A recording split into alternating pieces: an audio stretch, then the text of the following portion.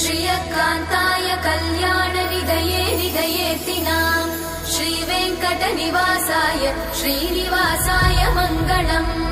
लक्ष्मी सविभ्रमालोकसुभ्रूविभ्रमचक्षुषे चक्षुषे सर्वलोकानां वेङ्कटेशाय मङ्गलम्।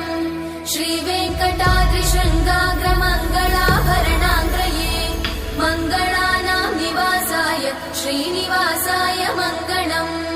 सर्वावयव सौन्दर्य सम्पदा सर्वचेतसां सदा सम्मोहनायास्तु वेङ्कटेशाय मङ्गलम्। नित्याय निरवध्याय सत्यानन्द चिदात्मने सर्वान्तरात्मने श्रीमद् वेङ्कटेशाय मङ्गलम्।